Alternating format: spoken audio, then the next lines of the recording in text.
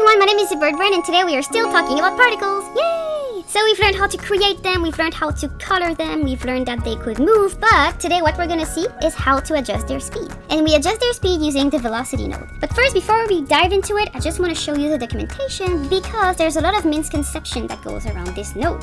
So let's bring up the documentation of that node. So here it says velocity. The velocity effect defines the initial velocity of the particles that are emitted in the particle system. This thing is what I'm talking about. It is super important to understand that the velocity is not the speed that they gain as they fall, it's the speed that they are born with. So that is very important to remember. And then, by the way, since I have it open, the documentation is really great for every particle node. So as usual, before using any modifier, you have to read this.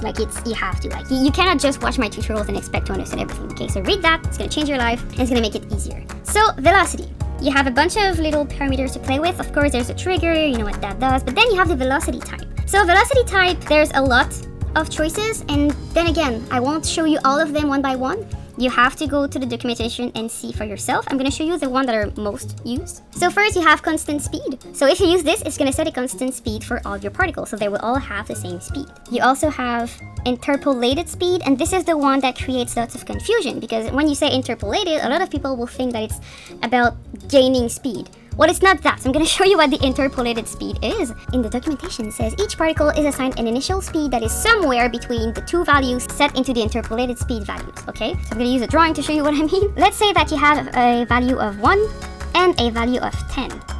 Imagine a line in between. The interpolated speed means that some of your particles will be born with a speed of 1. Some particles will be born with a speed of, here, it could be like 4. Some particle will be born with a speed of 8, or 6, or 6.1.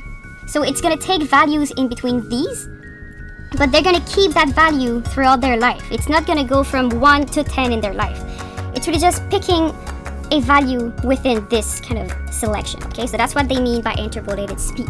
Then you have the random in all direction, 2D and 3D and whatnot. So this is all particles will be assigned a random velocity in any direction on the 2D plane. So be careful because it is very random. I love to use these for like explosions and smoke because it is really random, so it's great. Like if you don't want to get a lot of control, that's what you want. So if you want something very random and natural, get this one. If you want something that is more controlled, get constant speed or interpolated speed.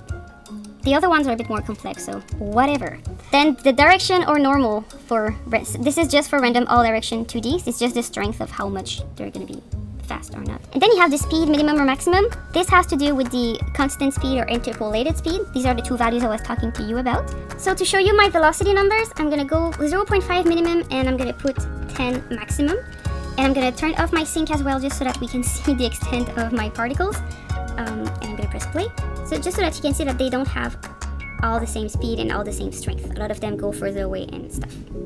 Then the last thing I want to show you about the velocity node is that if you click on it, and you use the show control button, you're going to see an arrow, and this is going to show you where and how your particles are moving. So if I do something like this and I shrink it, then the strength is a bit less.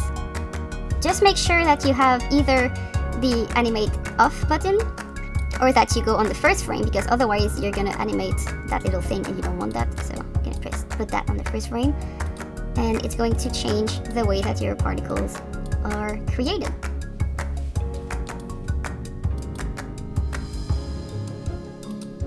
There's not much I can say into a tutorials. It's really about you have to try it and see for yourself. Use a mix of velocity and gravity and see how they relate to each other to try and get your perfect mix. Now there's a lot of things you can also do to change like how your particles evolve in the world, such as wind friction, bounce, and orbit and stuff, but this is just more advanced. Start by trying to master velocity and gravity and see where it takes you. And with that, I will wish you a wonderful week and see you again next time. Bye bye!